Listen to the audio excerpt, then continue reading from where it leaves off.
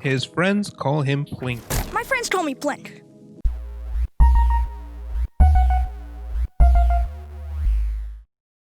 So Plink's going to be a very aggressive short-range character because his primary attack does have an auto aim at close range. Every time your crosshair is going to light up red, that means that your shots are basically just going to bend towards your opponent. And that really only works at a shorter range, and because he does have 120 HP, that's going to be quite dangerous for Plink here. And he does have a little bit in the way of hidden tech, quote-unquote. First off, his boomerang can pick up items, so you should really be using that to scoop up items. And a team player tip is going to be to not boomerang the items closest to you when you spawn. Leave those for your teammate. You're going to want to go scoop up the items from the enemy spawn instead. You know, be a team player, don't be greedy. The boomerang can go through multiple enemies, and it can hit the same person twice. First when it goes through them, and then secondly on the way back, if you can get it lined up properly. See, there we go. And his primary, again, when the crosshair turns red, it has an auto-aim property. And it also stuns your opponents a little bit. It doesn't push them back very far, and that's going to let you combo up another piece of his tech, which is going to be his teleport ball. So his ball, his special ability, does deal damage twice. First when you bonk them with it, and second when you teleport and they're nearby. And a tip I learned from watching Surround Sound 6 Plink tutorial, who is a very good Plink main by the way, go check him out, is to use his primary stun locking ability to help you line up the ball. I whiffed it there, but trust me, it's very useful, especially once they're in the air. And I think that's going to be about it in the way of hidden tech, unless I'm forgetting something. One thing that you can do with Skedaddle Ball is you can kind of store it, right? Like, put it there, you can go get aggressive, and you have 15 seconds before it expires to go deep, do a lot of damage, and then once you start getting low, just teleport back to safety. Of course, this is going to depend on where you place it, and you can lose the ball if it goes out of bounds, so if you throw it too high, it is going to get destroyed by the barrier.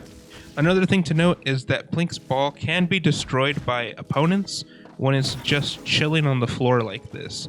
It's not very hidden, and it can be destroyed, so keep that in mind. You'll know it gets destroyed when the countdown for the special ability over there just disappears and instead turns into a cooldown. Now, because Plink does have an 8-second cooldown on his Skedaddle Ball, which is pretty short, I'm not really sure that I would recommend Super Cav, especially when his Boomerang is only on a 3-second cooldown, but it is an option, and it is going to be a very aggressive option. Cold Snap will double your dodge distance, which I could see as being useful, but really, for a character with such low health, I would rather just recommend Rocket Radio. And then in the first slot, we're going to have Hunter's Idol.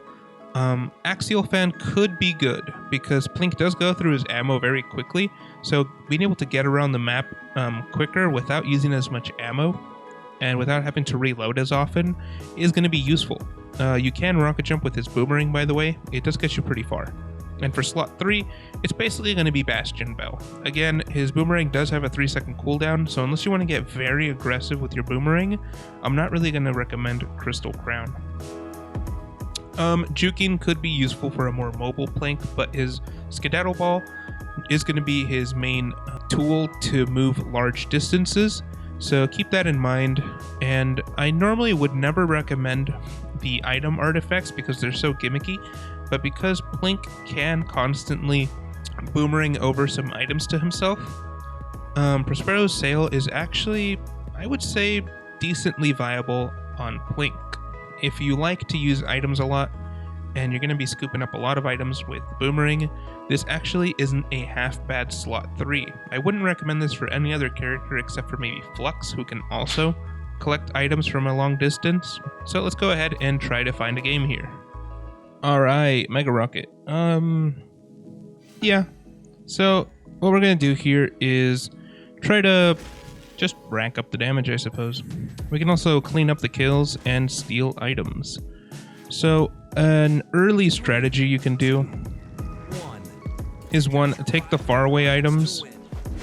Ugh. And you can also throw your ball over to their spawn to catch out any stragglers who stayed behind, like this guy. Normally it would be like boons that you catch back here, but for some reason it was a Jado. So I'm not going to use the seasonal items because we've already gone over that.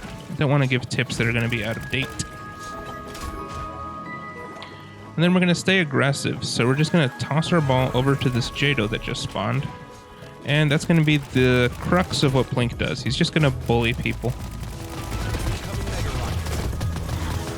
And even if you're going to not be able to land that ball to do the direct damage with the bonk, it is still incredibly useful as a tool to get in your opponent's face.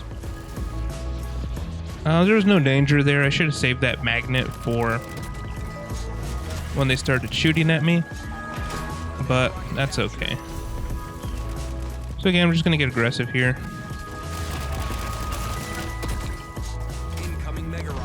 Started to back off there as all their teammates were spawning here. And there I used the boomerang, hoping that it would ricochet off of something and get that Jado, and that's exactly what happened. Unfortunately, their Jado DC'd. So it looks like we're going to have to stop the recording here and try to pick up on a more fair match. Alright, hopefully we don't get somebody who leaves in this match. So we're going to do the same thing. We're going to throw our skedaddle ball across the map to try to catch some scragglers, right? Even if they're not just chilling at spawn, usually everybody doesn't go the exact same direction, so we're going to be able to pick off whoever didn't go with their teammates. And Blastbeard, although he has a ton of HP, is easily bullied by Plink, but it is going to be dangerous for Plink as, you know, he obviously doesn't have that much health. So here they have an AFK Rev. That's going to be unfortunate. Oh, no, not AFK. Just not ready. So that was unfortunate for the recording if they were going to be fully AFK, but it looks like they are back. But that is basically one of the things that you're going to be able to find with Plink here. So we're just going to try to back off. And if I make it here, okay, that was pretty lucky. As Plink's skedaddle ball does come out quite slow. Well, it doesn't come out slow, but you gotta wait until you're far enough to really take advantage of it. And that's what makes it not a good panic escape tool.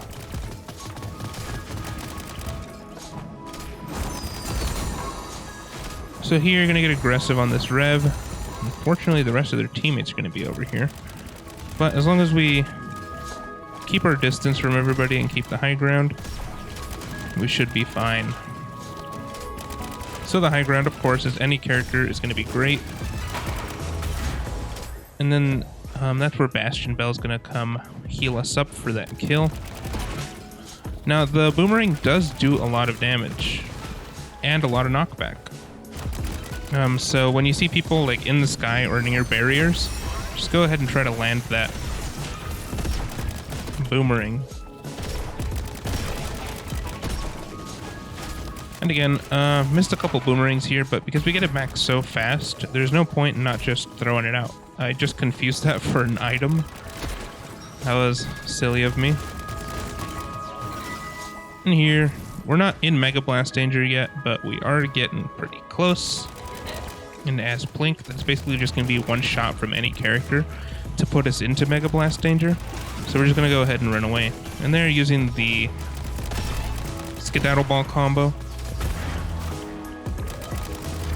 And that's where Rocket Radio and Bastion Bell all come into play. We were pretty low, and that Rev did prevent us from fully healing, but because Rocket Radio cuts your healing time, or the time that it takes for you to start regenerating your health, down quite a bit, we were able to get our health back. And that's why, oh, there I tried to time it for his shockwave, but I guess he didn't want to. Use his shockwave, which is why I dodged there. I was trying to predict when he would pop it. So there, got aggressive with the ball. Will we live? Yes, because our teammate saved our butt. Here, just trying to stay away from the range of his shockwave, but also trying to stay close enough that he thinks it's gonna hit me. So if you saw there, our health bar did activate through Bastion Bell, but then we took some damage and then it was completely canceled out, which is why I think Bastion Bell isn't as great of an artifact as it could be, but it's still much better than the other artifact 3-slot items. So here you're going to watch out for this Jado. He can put out a lot of damage, as we've seen. It looks like his machine gun's already used up, so we're going to start to get a little more aggressive here.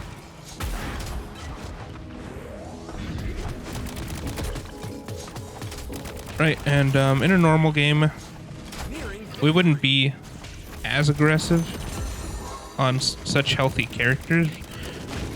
We would wait a bit before going in, as in a healthy versus healthy scenario, Plink is typically going to lose. But in this instance, we're able to gauge our opponents, and they're not as they're not really on par with us, so we can get a little more aggressive with Plink here. And that is gonna end it off. Their Blast Beard seemed to have left mid-match, which is unfortunate, but I do work today and trying to keep queuing up for 2 out of 4 game modes. Actually, 2 out of 5, since there's the snowball mode. On a work day is gonna end up in a lot of wasted time for me. So it is unfortunate that we had 2 people leave in both of those matches back to back. But I think that we did show off enough of Plink's playstyle and enough tips for Plink. So there, I wasn't really using the boomerang to collect items, and that's mostly on me. But it is something that you should be doing a lot as Plink, is using the boomerang to steal items from your opponents. Because if they don't have the items, you're at a much bigger advantage. And yeah, just a lot of comboing. Learning when to get close as Plink is going to be vital. You don't want to constantly be in people's faces as they're very healthy. You want to toss a couple boomerangs first, get them to about like 30% damage, and then throw in your skedaddle ball to go get close and finish them off. And also a more scavenger playstyle for Plink. So in a more fair match where the teams are pretty balanced, if you see that an opponent is getting pretty low and they're starting to run away, Plink can easily close the gap there and go pick off that kill. And I think that's about going to wrap it up for these tips. I'm going to go ahead and leave a link to Sir Round Sound's YouTube and Twitch, as he is a pretty active, very good Plink main. So go check him out if you want to learn more about Plink.